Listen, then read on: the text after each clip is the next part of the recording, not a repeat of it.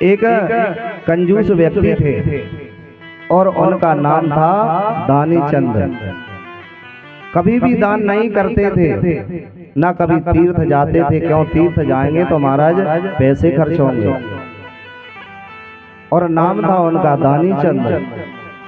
सभी लोग दानी चंद कहते हैं। दानी चंद भाई साहब कहाँ जा रहे हो? तो बड़े प्रसन्न हो जाए, तो मैं तो बड़ा दानी हूँ और 1 रुपए भी खर्च कहीं करते नहीं।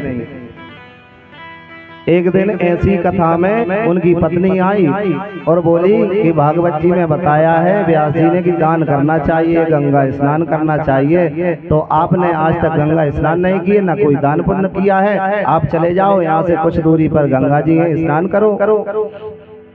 तब वह कहने लगा कि मैं किसी गाड़ी से नहीं जाऊंगा, न किसी बस से जाऊंगा, मैं तो पैदल जाऊंगा जिसमें पैसा खर्च ना हो।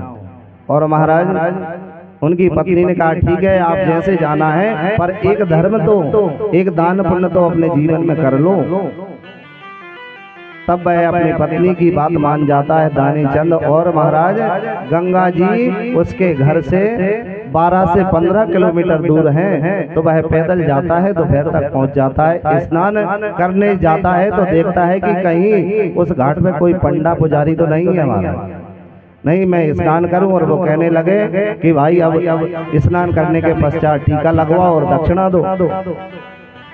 अब बड़ी देखते देखते महाराज उसको 1-2 घंटे हो गए कि वहां से कोई आता है, कोई चला जाता है, कोई ब्राह्मण आता है, कोई संत आ जाता है।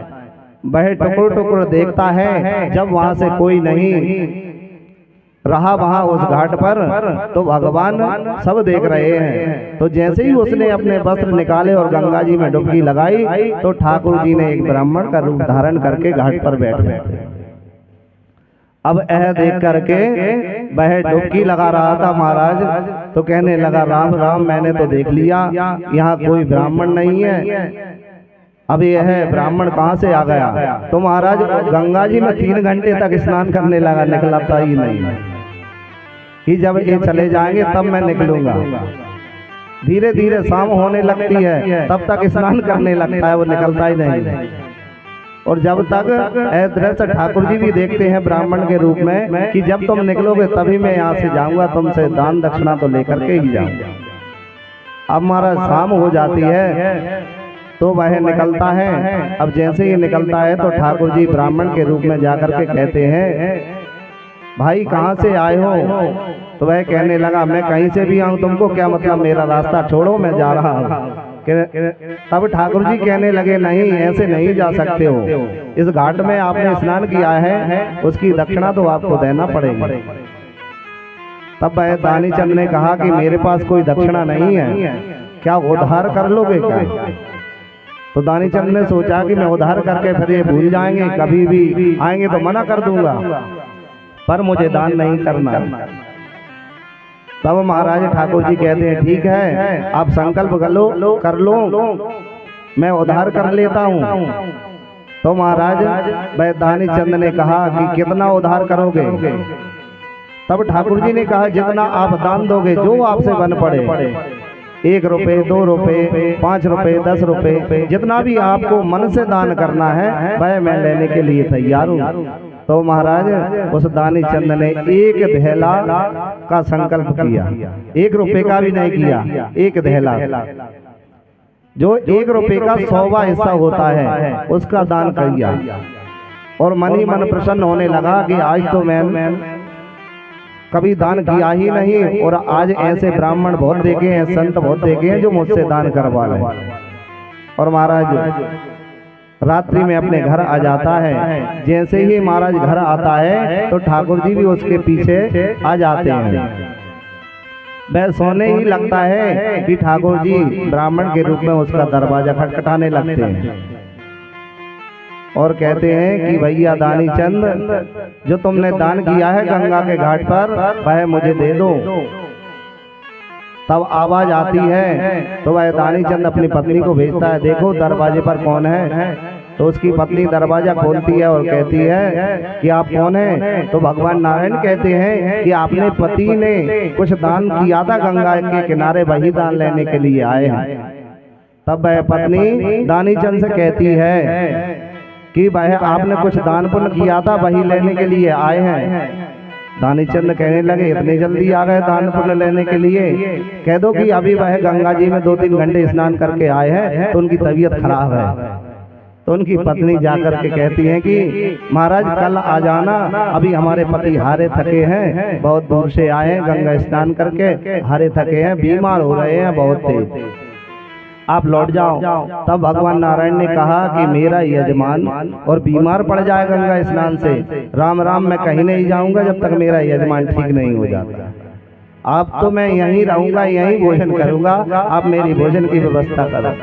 तब उसकी पत्नी अपने पति के पास जाती है, दानी चंद के पास, और कहती हैं कि भाई तो यह कह रहे हैं कि जब तक मेरा यजमान ठीक नहीं हो जाता है मैं यहीं रहूंगा, इसी घर में वो भोजन करूंगा, भोजन की व्यवस्था बनाओ।